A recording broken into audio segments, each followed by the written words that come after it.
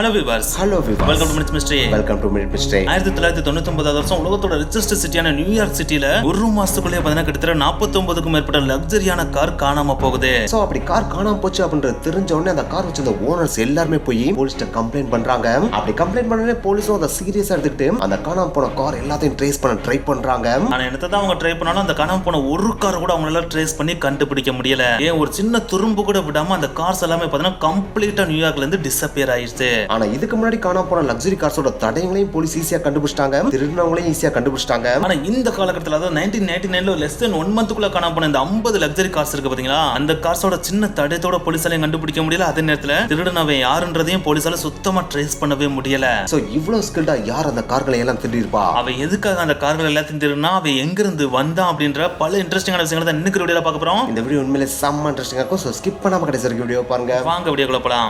Channel subscribe பண்ணுங்க, subscribe பண்ணிட்டு போயிடலாம். கூடவே நம்ம Facebook அண்ட் வாட்ஸ்அப் பேஜை ஃபாலோ பண்ணாங்களோ ஃபாலோ பண்ணிட்டு போயிடலாம். நியூயார்க் அப்படின்றது இந்த உலகத்துல இருக்க மோஸ்ட் ரிச்சஸ்ட் சிட்டி அப்படின்றது நம்ம எல்லாருக்குமே தெரிஞ்ச விஷயம் தான். அங்கதான் எக்கச்சக்கமான பண முதலைகளும் வாழ்வாங்க. அவங்களுக்கு எல்லாம் பாத்தீங்கன்னா லக்ஸரி கார்ஸ் இருக்கு பாத்தீங்களா, அது மேல பயங்கர ஈர்ப்பு இருக்கும். சோ அதனாலே அவங்க லக்ஸரி கார்ஸ் வாங்குறது மேல பயங்கரமான ஆர்வம் காட்டுவாங்க. இதனாலே நம்ம நியூயார்க் சிட்டிக்கு போனோம்னா எக்கச்சக்கமான லக்ஸரி கார்ஸை நம்ம கண்கூடாவே பார்க்க முடியும். அப்படிப்பட்ட அந்த நியூயார்க் சிட்டில 1999 காலகட்டத்தில் பாத்தீங்கன்னா லக்ஸரி கார்ஸை வாங்குறதுக்கு பண முதலைகள் எல்லாம் பயங்கரமா பயந்தாங்க. அதுக்கு முக்கியமான ரீசனே ஒரே மாசத்துல கிட்டத்தட்ட 48 லக்ஸரி கார் காணாம போனதான். அப்படி காணாம போன அந்த காணாம போன கார் எல்லாம் கண்டுபிடிக்க போலீஸும் எவ்வளவோ ட்ரை பண்ணாங்க. ஆனா என்னதான் ட்ரை பண்ணாலும் அந்த கார்களோட சின்ன துரும்ப கூட அவங்களால கண்டுபிடிக்க முடியல. சரி சிட்டில தேடிதான் கிடைக்கல. ஒருவேளை காரை கடத்தினவன் வெளிநாட்டுக்கு கார் எல்லாம் டிரான்ஸ்போர்ட் பண்றானோ அப்படின்றத செக் பண்றதுக்காக போலீஸ் எல்லாம் துறைமுகத்துல போய் செக் பண்ணி பாக்குறாங்க. ஆனா அங்கேயும் பார்த்தனா கார் காணாம போனதுக்கான ஒரு சின்ன துரும்ப கூட அவங்களால கண்டுபிடிக்க முடியல. ஏன் காரை கடத்தினது யாரு அப்படின்ற சின்ன குழுவை கூட போலீஸால கண்டுபிடிக்க முடியல. சோ இந்த ஒரு விஷயம் பார்த்தா நியூயார்க் போலீஸ் அந்த காலகட்டத்துல பயங்கரமா ஃப்ரஸ்ட்ரேஷனுக்கு உள்ளாக்குச்சு. ஏன்னா காணாமல் போன கார்களோட மதிப்பு 1000 ரூபாய் 2000 ரூபாய் எல்லாம் கிடையாது. அந்த காலகட்டத்திலே அதாவது 1999 காலகட்டத்திலேயே காணாமல் போன கார்களோட மதிப்பு கிட்டத்தட்ட 40 மில்லியன் அமெரிக்கன் டாலர்ஸ்.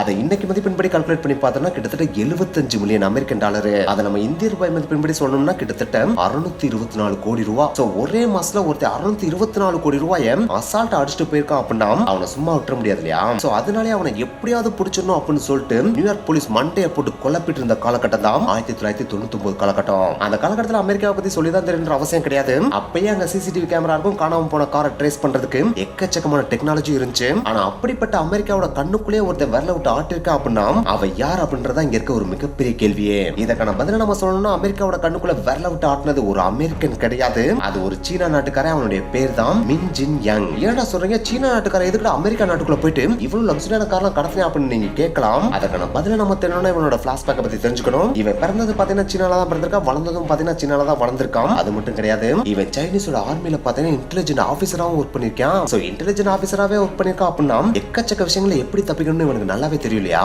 சோ அந்த விஷயங்கள்ல இவன் பயங்கரமான கில்லாடியாவே இருந்திருக்கான். அது மட்டும் கிடையாது, இவனோட லைஃப்ல ஒரு மிகப்பெரிய எய்மும் இருந்திருக்கு. அதாவது எதை வாங்கணும்னு ஆசைப்பட்டாலும் அதை வாங்குற அளவுக்கு காசு நம்மகிட்ட கொட்டன்னு கொட்டி கிடக்கணும் அப்படின்றது இவனுடைய மிகப்பெரிய ட்ரீமாவே இருந்துச்சு. ஆனா என்னதான் இவ்வளவு பெரிய ட்ரீம் இருந்தாலும் அந்த ட்ரீமை எப்படி அச்சீவ் பண்றது அப்படின்னு இவனுக்கு சுத்தமா தெரியல. சோ அதை கண்டுபிடிக்கணும் அப்படின்றதுக்காகவே 1990 காலகட்டத்துல சைனீஸ் ஆர்மில இருந்து வெளியே ஓடி வந்துடுறான். அப்படி ஓடி வந்தவன் எங்க போய் நிக்கிறான் அப்படின்னு பாத்தீங்கன்னா சீனாவோட ரிச்சஸ்ட் சிட்டியான சாங்காயில போய் நிக்கிறான். ஏன்னா வெல்த்தியஸ்ட் மேனா மாறினா வெல்த்தியஸ்ட் சிட்டில போய் நின்னாதானே எல்லா விஷயங்களையும் நுண்ணிப்பா நோட் பண்ண முடியும். அப்படி அவன் நின்று நோட் பண்ண ஒரு விஷயம் தான் இந்த சிட்டில அளவுக்கு அதிகமா லக்ஸரி கார்ஸ்க்கு டிமாண்ட் இருக்கு அப்படின்ற விஷயம். ஆனா என்னதான் லக்ஸரி கார்ஸ்க்கு அளவுக்கு அதிகமான டிமாண்ட் இருந்தாலும் அந்த கார்ஸ் இந்த சிட்டில கிடைக்கல அப்படின்ற விஷயத்தையும் அவன் நோட் பண்ணிடுறான். சோ டிமாண்ட் அதிகமா இருக்கு, காரும் கிடைக்கல அப்படின்னா அதோட ரேட்டே வேற லெவல்ல இருக்கும் இல்லையா. எஸ், ஒரு லக்ஸரி கார் சீனாவை தாண்டி வெளியில $1,00,000 விக்குதுன்னு வச்சுக்கோங்களேன். அது சீனால இருக்க சாங்காயில $2,00,000 விற்கப்படுமா. சோ வெளியில லக்ஸரி காரை வாங்கிட்டு வந்து சாங்காயில வித்தோம் அப்படின்னா பயங்கரமா கல்லா கட்டலாம் இல்லையா. அப்ப இதுதானே நமக்குரிய வழி அப்படின்றத சூஸ் பண்றான். ஆனா என்னதான் சூஸ் பண்ணாலும் லக்ஸரி காரை வாங்கி விக்கிற அளவுக்கு இவன்ட்ட பணம் இருக்கா அப்படின்னு கேட்டான். அது கிடையாது அப்படின்னு தான் சொல்லி ஆகணும். சோ அதனாலேயே வாங்கி விக்கிறத விட திருடி விக்கலாம் அப்படின்னு சொல்லிட்டு ஒரு முடிவுக்கு வரான். ஏன்னா திருடி வித்தா கிடைக்கிற இல்லாம வேற லெவல்ல இருக்கும் இல்லையா. அதனாலே திருடலாம் அப்படின்னு முடிவு எடுக்கிறான். அப்படி முடிவு எடுத்தோன்னே இது யார்கிட்ட கொடுத்து விற்கணும் அப்படின்ற விஷயத்தை தெரிஞ்சுக்கணும் இல்லையா. அதனாலே ஷாங்காயில இருக்க எக்கச்சக்கமான கேங்ஸை போய் மீட் பண்றான். அதுல குறிப்பிட்டு ஒரே ஒரு கேங்கை சூஸ் பண்ணிட்டு அவங்க கூட டீலும் போடுறான். உங்கள்கிட்ட லக்ஸரி காசை கொண்டு வந்து சேர்க்க வேண்டியது என்னோட வேலை. அப்படி ஒன்ஸ் நான் சேர்த்துட்டேன் அப்படின்னா எனக்கு அந்த காரை விற்கிறது வந்து 60% ஷேர் வேணும், நீங்க மிச்சம் இருக்க 40% எடுத்துக்கலாம் அப்படின்னு சொல்றான். இந்த ஒரு டீல் அந்த கேங்க்கு பாத்தீங்கன்னா நல்லாவே பிடிச்சு போயிடுது. ஏன்னா காரையை கொண்டு வந்து கொடுக்குறேன்னு சொல்றான் இல்லையா. இவங்க வேலை வெறும் வித்து தரது மட்டும் தானே, வித்து தந்தே 40% கிடைக்குது அப்படின்னா வேணா சொல்லுவாங்க, உடனே ஒத்துக்குருவாங்க இல்லையா. சோ அதனாலே டீல் ஓகே அப்படின்னு சொல்லிடுறாங்க. அப்படி ஓகே சொன்னோன்னே சரி எங்க இந்த காரை கொண்டு வந்து கொடுக்க போறோம் அப்படின்னு சொல்லிட்டு கேட்கறாங்க.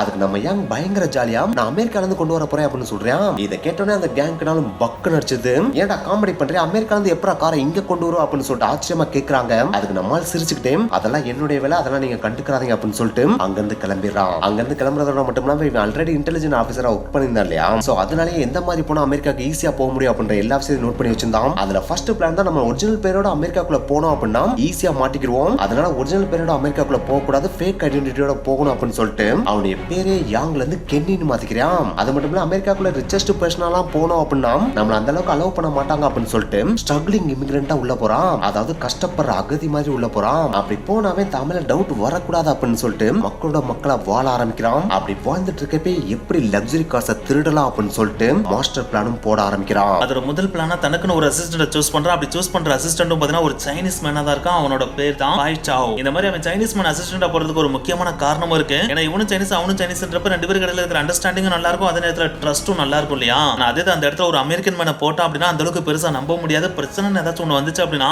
ஈஸியா அவனை மாட்டி விட்டு போயிருவான் இல்லையா. சோ அதனாலே பாத்தீங்கன்னா யாங் தனக்கு அசிஸ்டன்டா ஒரு சைனீஸ் மேனே போடுறான். அப்படி போட்ட உடனே அடுத்த கட்ட பிளானுக்கு மூவ் ஆறாங்க. அந்த பிளான் தான் ஒரு வேர் ஹவுஸ பிடிக்கணும் அப்படின்ற ஒரு பிளான். இந்த வேர் ஹவுஸ் தமிழ்ல சொல்லணும் அப்படின்னா கிடங்கு அப்படின்னு சொல்லுவாங்க பாத்தீங்கன்னா. அது ஒரு கிடங்கு, பெரிய கிடங்கா பிடிக்கணும்னு சொல்லிட்டு முடிவு பண்றான். ஏன்னா லக்ஸரி காரை கடத்தினா மட்டும் போதாது, அப்படி கடத்திட்டு வர காரை வெட்ட வழியில நிப்பாட்டி பார்த்தா ஈஸியா போலீஸ் பிடிச்சிட்டு போயிருவாங்க இல்லையா. சோ அதை மறைமுகமா மறைச்சு வைக்கணும் அப்படின்னா அதுக்குன்னு ஒரு மிகப்பெரிய குடோன் இருக்கணும் இல்லையா. சோ அதுக்காக தான் நம்ம ஒரு மிகப்பெரிய குடோன் இல்லாட்டா வேர் ஹவுஸ பிடிக்கணும் அப்படின்னு சொல்லிட்டு யாங் முடிவு பண்றான். அப்படி வாடகைக்கு பிடிக்கிற வேர் ஹவுஸும் மேக்ஸிமம் போலீஸ் ஸ்டேஷனுக்கு பக்கத்துல இல்லாம ரொம்ப தூரம் தள்ளி இருக்க மாதிரி இருக்கணும் அப்படின்னு சொல்லிட்டு முடிவு பண்றான். அதே நேரத்துல அளவுக்கு அதிகமா கிரைம் நடக்கிற ஏரியால இல்லாம கிரைம் ரேட் ரொம்ப கம்மியா இருக்கிற பிளேசஸ், சில பிளேசஸ் இருக்கும் பாத்தீங்களா, அந்த பிளேஸ்ல தான் நம்ம வேர் ஹவுஸ பில்ட் பண்ணணும் அப்படின்னு சொல்லிட்டு டிமாண்ட் பண்றான். இந்த மாதிரி அவன் டிமாண்ட் பண்றதுக்கும் ரீசன் இருக்கு. ஏன்னா போலீஸ் ஸ்டேஷன் பக்கத்துல இருக்கிற ஏரியால போயிட்டு வேர் ஹவுஸ போட்டு வச்சா அப்படின்னா இவன் அடிக்கடி லக்ஸரி காரை திருடிட்டு வந்து வேர் ஹவுஸ்க்குள்ள நிப்பாட்டுவான் இல்லையா. அப்படி ஒவ்வொரு லக்ஸரி கார் இந்த வேர் ஹவுஸ்க்குள்ள போறத போலீஸ் பாத்துட்டாங்க அப்படின்னா கண்டிப்பா டவுட் பண்ணி இவனை பிடிச்சிட்டு போயிருவாங்க இல்லையா. சோ அந்த மாதிரி பிரச்சனை வரக்கூடாது அப்படின்னா போலீஸ் ஸ்டேஷன்ல இருந்து ரொம்ப தூரம் இருக்கணும்னு சொல்லிட்டு முடிவு பண்றான். அதே நேரத்துல கிரைம் ரேட் கம்மியா இருக்கிற பிளேஸை சூஸ் பண்ணா அப்படின்னா அந்த ஏரியால பாத்தீங்கன்னா போலீஸோட ரைடும் ரொம்ப கம்மியா இருக்கும் இல்லையா.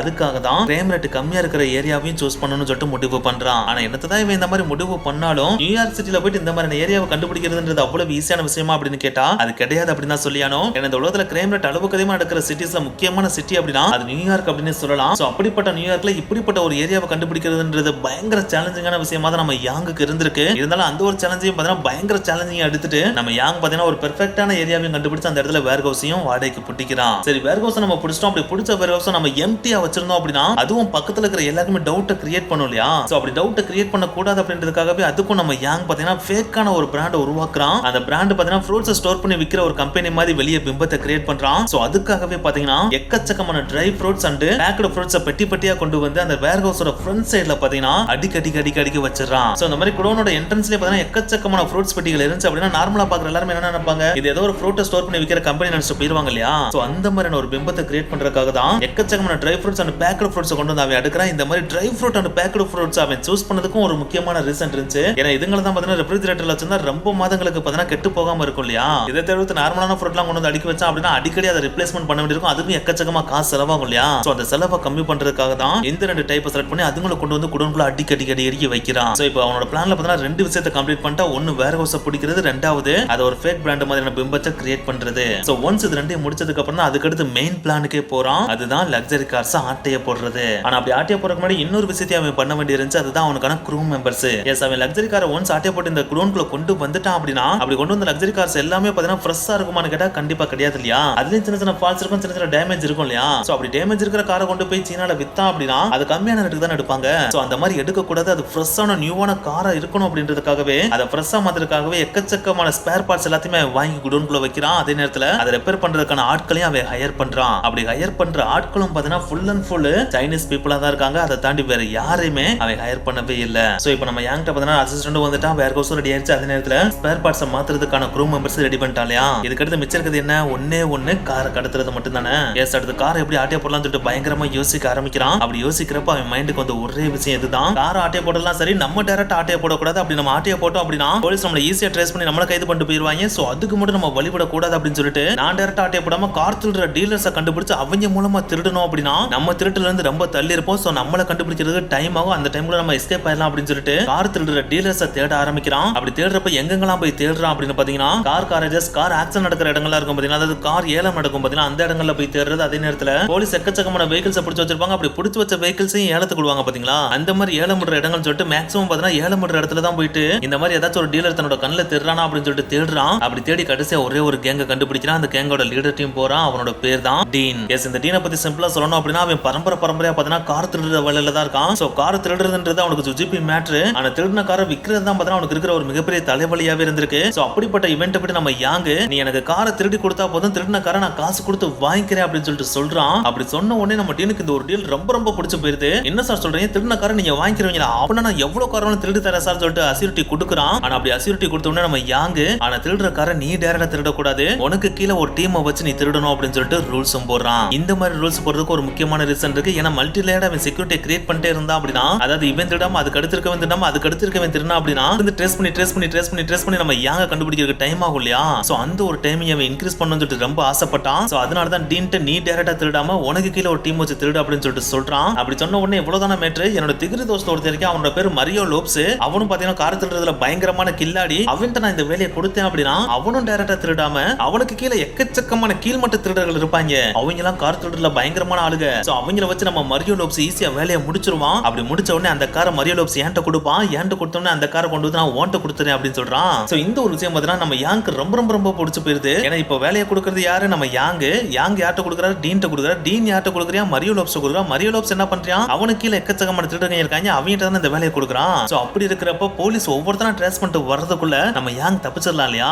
சோ அதனாலேயே யாங்க்கு இந்த ஒரு விஷயம் ரொம்ப பிடிச்சு போயிருது. அப்படி பிடிச்ச உடனே நம்ம டீன்ட்ட இன்னொரு ரூல்ஸை யாங்க வைக்கிறாரு. அதுதான் கார் திருடணும் அப்படின்றதுக்காக நீ வாட்டுக்கு எந்த காரை திருடிட்டு வந்தாலும் நான் வாங்க மாட்டேன், எனக்கு தேவையானது லக்ஸரி கார்ஸ் மட்டும் தான். சோ நீ லக்ஸரி காரை மட்டும் தான் திருடிட்டு வரணும் அப்படின்னு சொல்லிட்டு ரூல்ஸ் போடுறான். இந்த ரூல்ஸ் கேட்டோடனே நம்ம டீன், சாரே உனக்கு தேவை லக்ஸரி கார் அவ்வளவுதானே, அதை திருடிட்டு வந்து கொடுக்க வேண்டியது எங்க வேலை, ஆனா நாங்க கேட்கற மாதிரி பணத்தை நீ திருப்பி கொடுக்க வேண்டியது உன்னோட வேலை. நீ பணத்தை ஒழுங்கா கொடுத்துட்டு அப்படின்னா எத்தனை லக்ஸரி கார் நீ கேட்டாலும் நாங்க கொண்டு வந்து கொடுப்போம், அதுல நீ டவுட்டே பண்ண தேவைன்னு சொல்லிட்டு யாங்க அங்க இருந்து டீன் அனுப்பி விட்டுறான். அப்படி அனுப்பிட்ட உடனே அடுத்த கட்ட வேலையை டீன் செய்ய ஆரம்பிக்கிறான். அதுதான் கார் ஆட்டைய போடுற வேலை. எஸ், ஒன்ஸ் யாங் இந்த வேலையை டீன்ட்ட கொடுத்தா டீன் மரியோவை கூப்பிட்டு நீங்க என்ன பண்ணியோ எது பண்ணியோ எனக்கு தெரியாது, ஆனா எனக்கு லக்ஸரி கார்ஸ் நிறைய வேணும்னு சொல்லிடுறான். சோ அப்படி சொன்ன உடனே மரியோ அந்த வேலையை செய்ய ஆரம்பிக்கிறான். இதுல மரியோ செய்யற வேலை என்னன்னா திருட போற லக்ஸரி கார் எங்க இருக்கு அப்படின்ற இடத்த நோட் பண்ணிடுவான். அப்படி நோட் பண்ணனே போய் அந்த காரோட லாக்க உடைக்க மாட்டான், அதுக்கு பதில் கதவோட கண்ணாடியை உடைப்பான். ஏன் இவன் ஃபர்ஸ்ட் லாக்க உடைக்க மாட்டான்னு பாத்தீங்கன்னா லக்ஸரி கார்ஸோட லாக் எல்லாமே ஸ்மார்ட் சிஸ்டமா இருக்கும். ஒன்ஸ் காரோட லாக் மட்டும் உடைஞ்சுன்னு வச்சுக்கோங்களேன், இன்ஜின் ஆட்டோமேட்டிக்கா ஆஃப் ஆயிரும், அதுக்கடுத்து ஆன் பண்ணவே முடியாது. சோ அதனாலதான் கண்ணாடியை உடைச்சு காருக்குள்ள போயிட்டு காரோட சாஃப்ட்வேர் இருக்கு பாத்தீங்களா, அதை மேனிபுலேட் பண்ணுவான். இந்த சாஃப்ட்வேரை மேனிபுலேட் பண்றதுன்றது மரியோக்கு கை வந்த கலை. மேக்ஸிமம் 3 நிமிஷத்துக்குள்ள பாத்தீங்கன்னா சாஃப்ட்வேரை கம்ப்ளீட்டா மாடிஃபை பண்ணி காரை ஸ்டார்ட் பண்ணிடுவான்.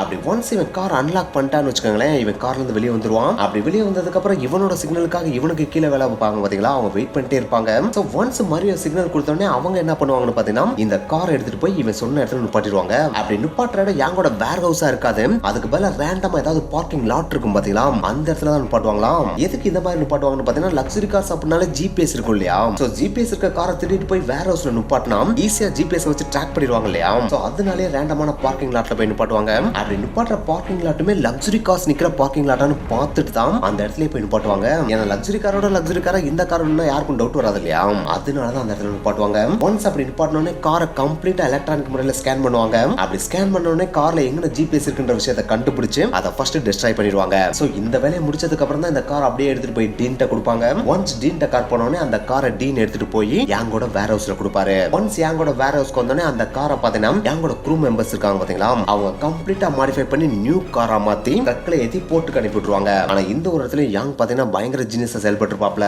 துறைமுகத்துக்கு அனுப்புறப்ப பக்கத்துல இருக்க துறைமுகத்துக்கு அனுப்புனா அதை ஈஸியா போலீஸ் கண்டுபிடிச்சிருவாங்க இல்லையா. சோ அதுக்காக என்ன பிளான் போடுவாருன்னு பாத்தீங்கன்னா மாடிஃபைடு காரை ட்ரக்ல வச்சு அனுப்புறப்ப இனிஷியலா பாத்தீங்கன்னா பக்கத்துல இருக்க துறைமுகமான நியூ ஜெர்சி துறைமுகத்துக்கு தான் அனுப்புவாரு. அப்படி அனுப்புற ட்ரக்கோட வெயிட்டும் பாத்தீங்கன்னா ஒரு ஃபுட் ட்ரக் எந்த அளவுக்கு வெயிட் இருக்குமோ அந்த அளவுக்கு தான் வச்சு அனுப்பவே செய்வாரு.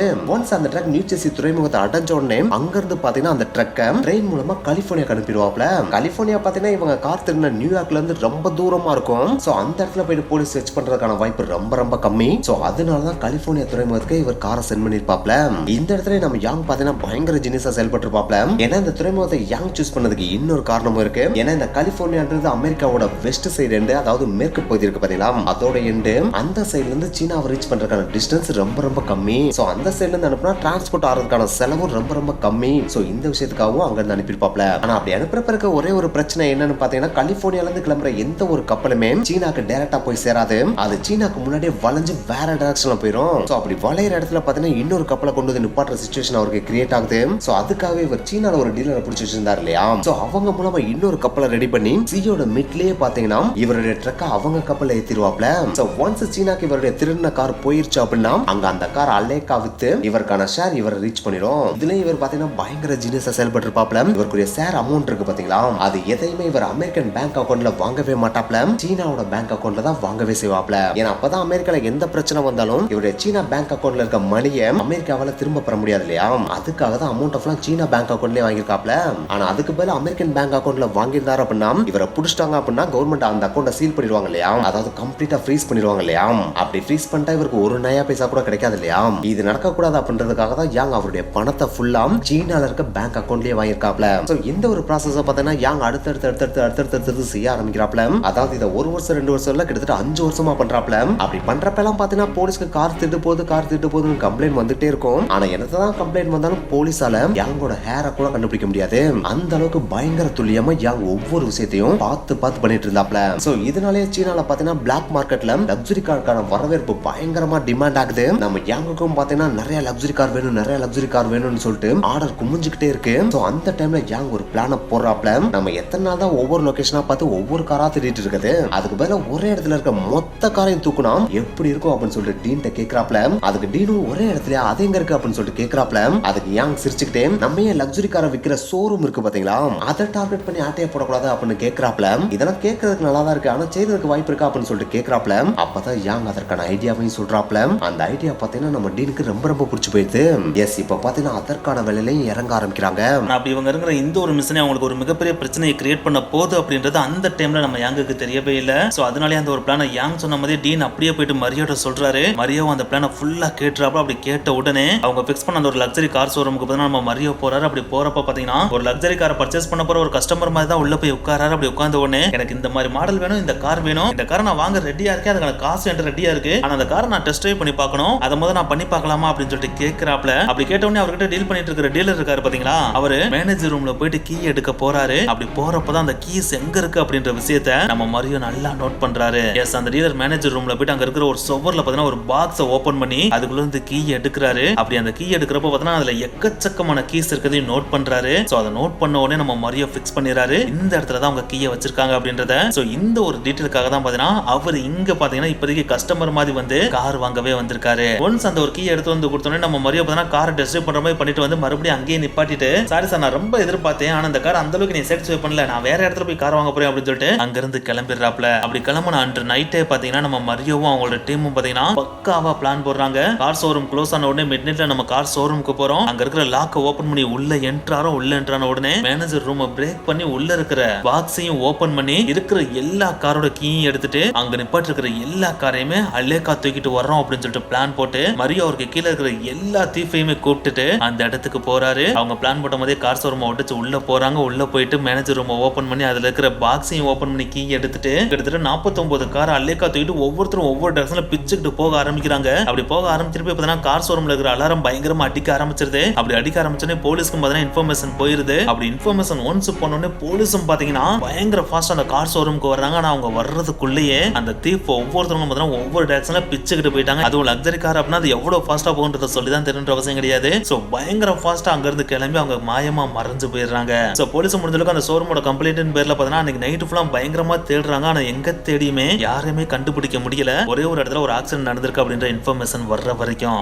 இந்த இடத்துல ஒரு ஆக்சிடென்ட் நடந்திருக்கு அப்படின்ற ஒரு பயங்கரமான இன்ஃபர்மேஷன் வந்த உடனே அந்த இடத்துக்கு போலீஸ் பயங்கர ஃபாஸ்டா போறாங்க. அப்படி போய் பாக்குறப்ப அங்க ஆக்சிடென்ட் ஆயிருந்த காரே பார்த்தீங்கன்னா ஷோரூம்ல இருந்து திருடி வரப்பட்ட ஒரு காரா தான் இருந்திருக்கு. அந்த காரை ஓட்டிட்டு வந்தவனும் பார்த்தீங்கன்னா ஆக்சிடென்ட்ல சிக்கி பயங்கரமா காயம்பட்டு ரோட்ல மயங்கி கிடக்கான். அவன் அன்னைக்கு இன்வெஸ்டிகேஷன் ரூம்ல கூட்டு போய் அடி நடிச்சு இதை யாருக்குடா பண்றீங்க, யாரு இந்த வேலையை பண்றது, எத்தனை கார்டா களவானீங்க, இதுக்கு முன்னாடி எத்தனை கார்டா களவானீங்கன்னு சொல்லிட்டு எக்கச்சக்கமான கேள்வியை போலீஸ் கேட்கறாங்க. ஸ்டார்டிங்ல இந்த கேள்விகள் எதுக்குமே பார்த்தீங்கன்னா அந்த திருடி அந்த அளவுக்கு பெருசா பதில் சொல்லல. ஆனா இப்படி நீ பதில் சொல்லாம மறைச்சுக்கிட்டே இருந்தா அப்படின்னா உனக்கு நாங்க ஆயுள் தண்டனை வாங்கி கொடுத்துருவோம். ஆனா எங்களுக்கு சப்போர்ட் பண்ண அப்படின்னா உனக்கான தண்டனை காலத்தை ரொம்ப கம்மி பண்ணி 2 வருஷத்துக்குள்ள முடிச்சு கொடுக்க எங்களால முடியும் அப்படின்னு சொல்லிட்டு போலீஸ் கன்வின்ஸ் பண்றாங்க. அப்படி கன்வின்ஸ் பண்ண உடனே நம்மளுக்கான தண்டனை கம்மியாது அப்படின்றது தெரிஞ்ச உடனே டக்குனாவே சார் நாங்க மரியோ அப்படின்ற ஒருத்தருக்காக தான் வேலை பார்க்கிறோம், இந்த மரியோ அப்படின்றவரு டீன் அப்படின்ற இன்னொரு நபருக்காக தான் ஒர்க் பண்றாரு அப்படின்னு சொல்லிட்டு உண்மையை போட்டு உடைச்சிடறான். ஆனா இந்த டீன் யாருக்கு ஒர்க் பண்றா அப்படின்ற டீடைல் பார்த்தீங்கன்னா அந்த ஒரு திருடனுக்கு தெரியாது. இதுக்காக தான் யாங் பாத்தீங்கன்னா முடிஞ்ச அளவுக்கு திருடங்கிட்ட இருந்து தள்ளி இருக்கணும்ன்ற மாதிரி தான் அவரோட டிஸ்டன்ஸை மெயின்டைன் பண்ணிட்டே இருந்திருக்காப்ல. ஆனா இந்த ஒரு இடமே பாத்தீங்கன்னா யாங்க்கு ஒரு பெரிய பிரச்சனையா தான் கிரியேட் கிரியேட் ஆக போகுது. ஏன்னா இப்போ போலீஸோட கண்ணு யார் மேல பட ஆரம்பிச்சிருச்சு,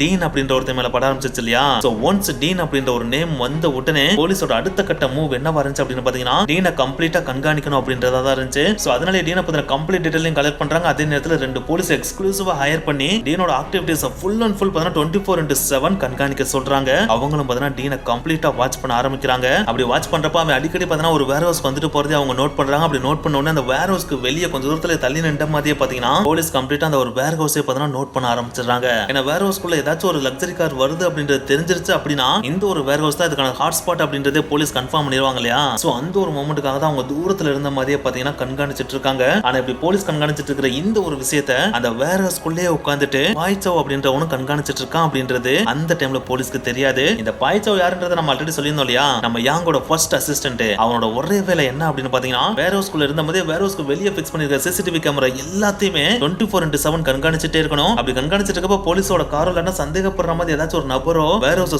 சுத்தி வர்ற மாதிரி தெரிஞ்சிச்சு அப்படின்னா அவன் டக்குன்னு யாங்க இன்ஃபார்ம் பண்ணணும். அதுதான் அவனோட வேலையாவே இருந்துச்சு. சோ அப்படி அவன் கண்காணிச்சிட்டு இருக்கப்பதான் சந்தேகப்படுற மாதிரி ஒரு கார் இருக்கதை அவன் நோட் பண்ணிடுறான். அந்த காருக்குள்ள 2 இன்வெஸ்டிகேட்டர்ஸ் இருக்கதையும் அவன் கண்டுபிடிச்சிடறான். அப்படி கண்டுபிடிச்ச உடனே டக்குன்னு இந்த ஒரு இன்ஃபர்மேஷனை பார்த்தா நம்ம யாங்கிட்ட சொல்றான். அப்படி யாங்கிட்ட சொன்ன உடனே யாங்க அதை கேட்டு பதறவே இல்ல. அதுக்கு பதில் அடுத்து என்ன பண்ணலாம்னு சொல்லிட்டு யோசிக்கிறான். அதோட முதல் வேலையா பார்த்தீங்கன்னா இனிமேல் டீன் நான் சொல்ற வரைக்கும் வேர் ஹவுஸ்க்கு வராதா அப்படின்னு சொல்லிட்டு இன்ஃபர்மேஷன் கொடுத்துறான். அப்படி கொடுத்த அடுத்த நிமிடமே பாத்தீங்கன்னா ஒரு பெரிய கண்டெய்னரை பார்த்தீங்கன்னா தன்னோட வேர் ஹவுஸ்க்கு வர சொல்றான். அப்படி வர சொன்ன உடனே அந்த கண்டெய்னருக்குள்ள அவனோட வேர் ஹவுஸ்ல இருந்த காரோட ஸ்பேர் பார்ட்ஸ் அண்ட் எக்கச்சக்கமான எக்யூப்மெண்ட்ஸ் இருக்கும் பாத்தீங்களா. அது எல்லாத்தையுமே ஃபுல்லா டம்ப் பண்ணிட்டு அந்த கண்டெய்னரோட ஃப்ரண்ட் பார்ட்ல மட்டும் பாத்தீங்கன்னா கம்ப்ளீட்டா ஃபுட் ப்ராடக்ட்ஸ் ஃபுட் கண்டெய்னர்ஸ் அடுக்கி அந்த ட்ரக்கை வெளியே போக சொல்லிடுறான். அப்படி வெளியே போக சொன்ன அந்த ஒரு ட்ரக் பாத்தீங்கன்னா போலீஸோட காருக்கு பக்கத்துல போய் போலீஸ் காரை கிராஸ் பண்ணி போலீஸ் காரை தாண்டியும் போகுது. ஆனா அந்த ஒரு டைம்ல போலீஸால பாத்தீங்கன்னா அந்த ஒரு ட்ரக்கை கம்ப்ளீட்டா செக் பண்ண முடியல. ஏன்னா அமெரிக்கால பாத்தீங்கன்னா வாரண்ட் இல்லாம எந்த ஒரு ட்ரக்கையும் செக் பண்ண முடியாது இல்லையா. சோ அதனால அவங்க அதை செக் பண்ணாம விட்டுறாங்க. ஆனா அந்த ஒரு காருக்குள்ளே நம்ம யாங் பாத்தீங்கன்னா எல்லா ஸ்பேர் பார்ட்ஸையும் உள்ள வச்சு அனுப்புனதுனால இப்போ வேர் ஹவுஸ் கம்ப்ளீட்டா எம்டி ஆயிருது.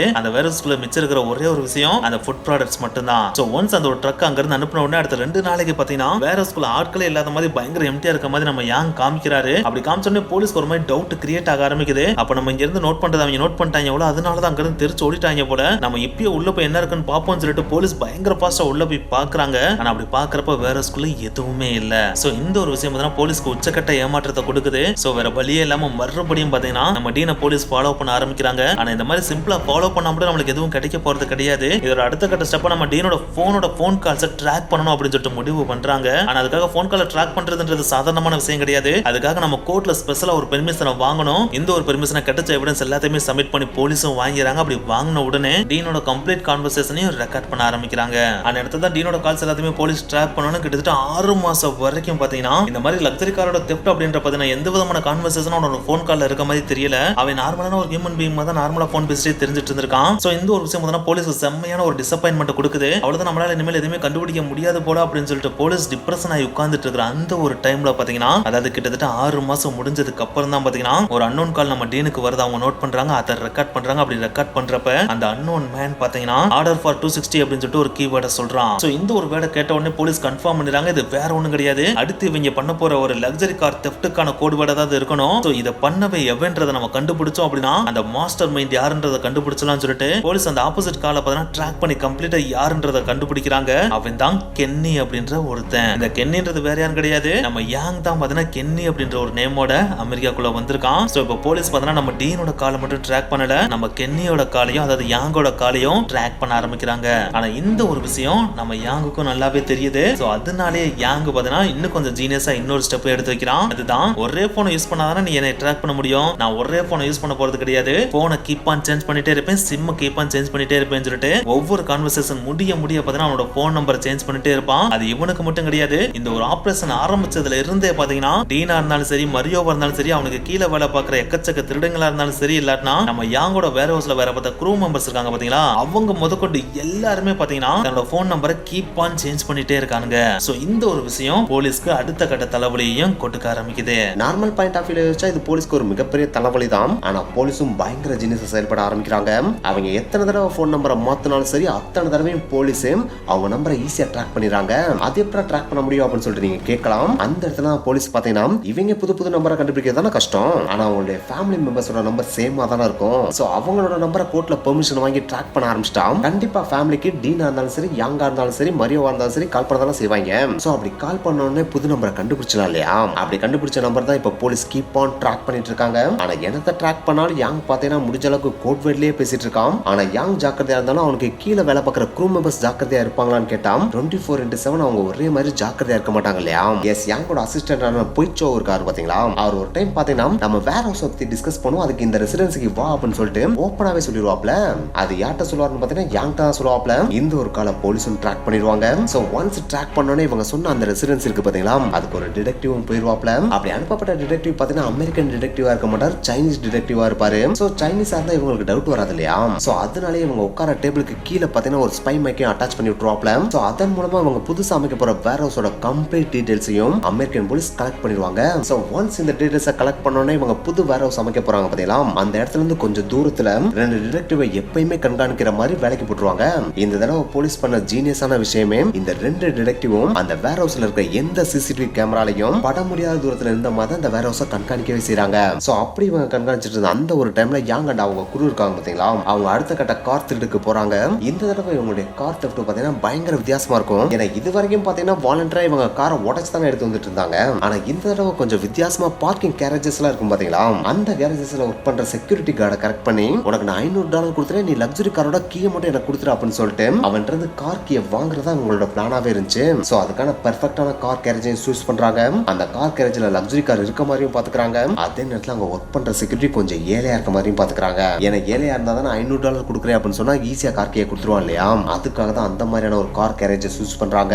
அப்படி சூஸ் பண்ண உடனே அந்த கார் கேரேஜுக்கும் போறாங்க. சோ ஒன்ஸ் அந்த கார் கேரேஜுக்கு போன உடனே அந்த செக்யூரிட்டி கார்டு $500 கொடுத்து நான் கேட்கிற எல்லா லக்ஸரி கார்ஸோட கீயும் கொடுன்னு சொல்லிட்டு அந்த கார் கேரேஜ் இருக்கிற 10-15 லக்ஸரி காரோட கீயை ஃபுல்லா கலெக்ட் பண்ணிட்டு அங்க இருக்க கார் ஃபுல்லா கம்ப்ளீட்டா வெளியே எடுத்து வந்துட்டு நம்ம செக்யூரிட்டி கார்டு இருக்கான் பாத்தீங்களா, அவனோட கைகால் எல்லாத்தையும் கட்டி போட்டு அவனுக்கு காயங்கள் இருக்க மாதிரி 2 இடத்துல அடியம் போட்டு இனிமேல் உன் மேல யாருக்கும் டவுட் வராது, நாங்க கார் எடுத்துட்டு போறோம் அப்படின்னு சொல்லிட்டு கார் அங்க இருந்து பயங்கர ஃபாஸ்டா எடுத்துட்டு போறாங்க. அப்படி எடுத்துட்டு போன அடுத்த சில நிமிடங்களே பார்த்தீங்கன்னா செக்யூரிட்டி கார்டு தனக்கு ஒண்ணுமே தெரியாது அப்படின்ற மாதிரி பயங்கரமா கத்துறான். அவன் கத்துற சவுண்ட் கேட்ட உடனே பக்கத்துல இருந்த சில பேர் உதவிக்கு ஓடி வந்து அவனை பாக்குறாங்க. அப்படி பார்த்த உடனே அவன் நடந்த விஷயங்களை சொல்றான். அப்படி சொன்ன உடனே அவங்க போலீஸ்க்கு இன்ஃபார்ம் பண்றாங்க. சோ ஒன்ஸ் போலீஸ்க்கு இன்ஃபார்ம் பண்ண உடனே போலீஸ் பார்த்தீங்கன்னா இந்த தடவை இவங்களை விடவே கூடாது சொல்லிட்டு பயங்கர ஃபாஸ்டா ட்ராக் பண்ண ஆரம்பிக்கிறாங்க. ட்ராக் பண்ணிட்டு இருக்கப்ப அந்த கார் கேரேஜ்ல இருந்த ஒரு காரோட நபர் பாத்தீங்கன்னா என்னோட கார் காணாம போச்சுன்னு சொல்லிட்டு போலீஸ் ஸ்டேஷன்ல இன்னொரு கம்ப்ளைண்ட் வைக்கிறாரு. அதே நேரத்துல அவரோட ஜிபிஎஸ் லொகேஷனை ட்ராக் பண்ண கொடுத்துறாப்ல. சோ இந்த ஒரு டைம்ல தான் பாத்தீங்கன்னா நம்ம யாங் பாத்தீங்கன்னா பயங்கரமான ஒரு முட்டாள்தனமான விஷயத்தை செய்யறாப்ல. ஏன்னா இதுக்கு முன்னாடி வரைக்கும் எத்தனை கார் அடிக்கிறாரோ அத்தனை காரையும் பாத்தீங்கன்னா டைரக்டா வேர் ஹவுஸ்க்கு கொண்டு வராம ஏதாச்சும் ஒரு பார்க்கிங் லாட்ஸ்ல ரேண்டமா நிப்பாட்டி அந்த கார்ல இருந்து ஜிபிஎஸ் டிவைஸ் எடுத்ததுக்கு அப்புறம் தான் வேர் ஹவுஸ்க்கு கொண்டு வந்திருக்காரு இல்லையா.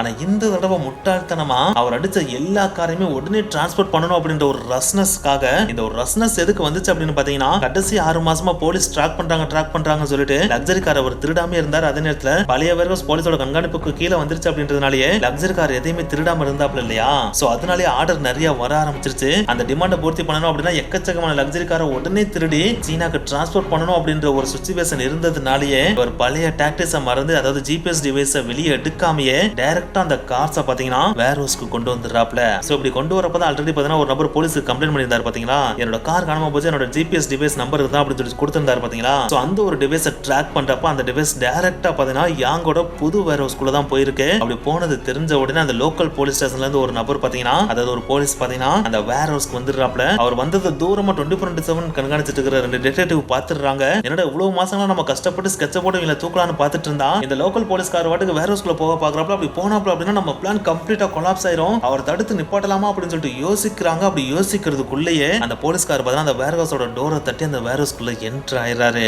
அவர் ஒன்ஸ் என்டர் ஆனது தெரிஞ்ச உடனே அந்த வேர் ஹவுஸ்க்குள்ள இருந்து எக்கச்சக்கமான குறும்பஸ் தெரிச்சு வெளியே ஓட ஆரம்பிக்கிறாங்க. அப்படி ஓட ஆரம்பிச்சதை பார்த்த உடனே தூரமா உட்காந்துட்டு இருந்த டிடெக்டிவ்ஸ் இருக்காங்க பாத்தீங்கன்னா, அவங்க இதுதான்டா சான்ஸ், இந்த சான்ஸை விட்டோம் அப்படின்னா இவங்களை நம்ம கைது பண்ணவே முடியாதுன்னு சொல்லிட்டு அவங்கள சரௌண்ட் பண்ணி கைது பண்ணிடுறாங்க. ஆனா இவங்கள என்னத்தை தான் கைது பண்ணாலும் நம்ம யாங்க அவங்களால கைது பண்ண முடியல. ஏன்னா அந்த ஒரு டைம்ல அந்த ஒரு வேர் ஹவுஸ்ல பார்த்தா நம்ம யாங் இல்ல, அவர் அந்த டைம்ல வீட்டுல இருந்திருக்காப்ல. சோ அதனாலே யாங்கோட வீட்டை ட்ராக் பண்ணி அன்னைக்கு நைட்டே பார்த்தா நம்ம யாங்கையும் கைது பண்ணிடுறாங்க. சோ அப்படி கைது பண்ண யாங்க அலேக்க தூக்கிட்டு போய் கோர்ட்ல நிக்க வச்சுறாங்க. கோர்ட்ல நிக்க வைக்கிறோட மட்டும் இல்லாம அவன் செஞ்ச எல்லா குற்றத்தையுமே சொல்லி இவனுக்கு கடுமையான தண்டனை கொடுக்கணும் அப்படின்னு சொல்லிட்டு கேட்கறாங்க. ஆனா என்னத்தை தான் கேட்டாலும் இந்த திருட்டு எதுவுமே இவன் டைரக்டா பண்ணல இல்லையா. சோ அதனாலேயே பார்த்தீங்கன்னா இவனுக்கு மேக்சிமம் தண்டனையா வெறும் 10 வருஷம் மட்டும் தான் சிறு தண்டனையை கொடுத்தாங்களாம். ஆனா இவன் இந்த மாதிரி திருடி விட்ட லக்ஸரி கார்ஸ்னாலே பாத்தீங்கன்னா இவன் எதிர்பார்த்த மாதிரி பல கோடி ரூபாயை சம்பாதிச்சு சீனா பேங்க்ல போட்டே வச்சிருக்கான். சோ ஒன்ஸ் இவன் அமெரிக்கன் சிறையில இருந்து வெளியே வந்த உடனே சீனாக்கு போயிட்டு லக்ஸரியான லைஃப வாழ்ந்ததாவே சொல்லப்படுது. சோ இந்த ஒரு வினோதமான ராபரியை பத்தி உங்களோட கருத்தை கீழே மறக்காம கமெண்ட் பண்ணிருங்க. வீடியோ பிடிச்சா லைக் பண்ணுங்க, ஷேர் பண்ணுங்க. பார்க்கும்போது மறக்காம